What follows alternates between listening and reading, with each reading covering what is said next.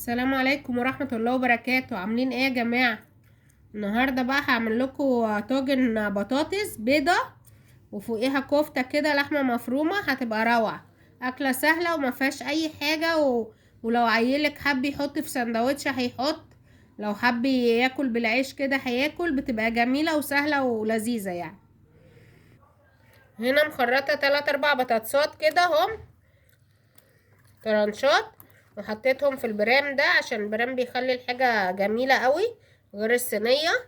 هنحط عليهم معلقة سمنة، او لو عندك اي حاجة ليا نقطة زيت عادي، وملح وفلفل اسمر تحط.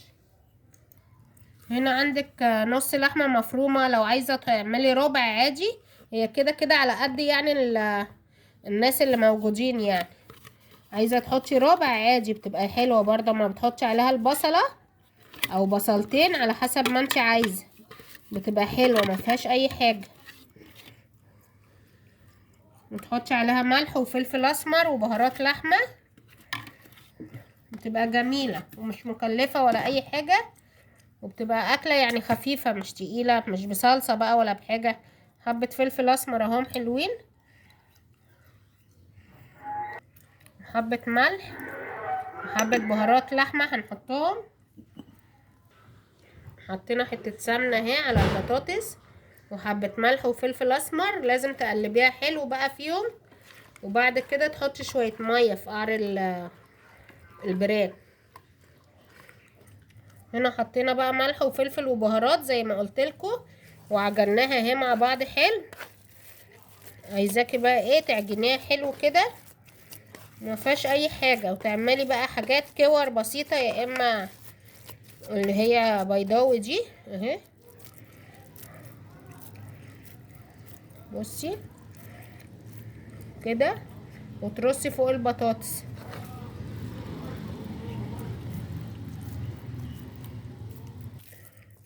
اهو. بصي كور ازاي، مش كور يعني، حاجات بيضاوي كده زي الكفته العاديه.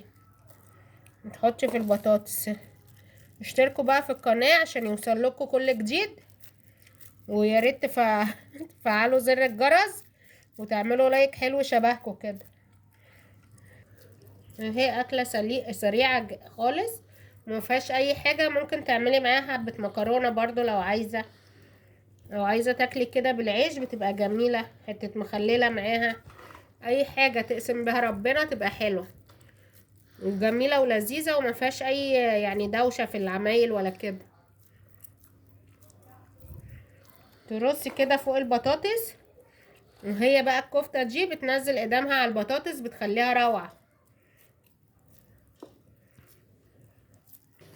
بصوا اهو مليت اهو البطاطس وعليها اللحمه وخلاص. تحطيه بقى، حطيت انا نص كوبايه ميه عشان البطاطس تستوي بيهم، ومع الملح والفلفل والبهارات بتاعه البطاطس.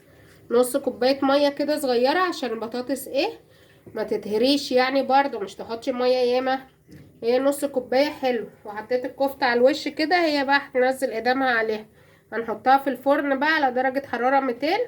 تحطيها في الرف اللي تحت خالص عشان تستوي حلو وتغلي يعني.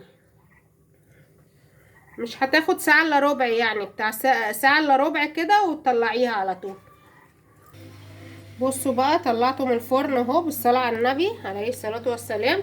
بصوا البطاطس زبدة، البطاطس اللي تحتيه بقت زبدة وجميلة ومنخنخة مطرح الحاجة اللي نزلت عليها، وبيبقى زي العسل بقى الأكلة دي، مع حتة ليمونة مخللة، حتة بتنجان، اي حاجة عندك تاكليها معاها بتبقى جميلة.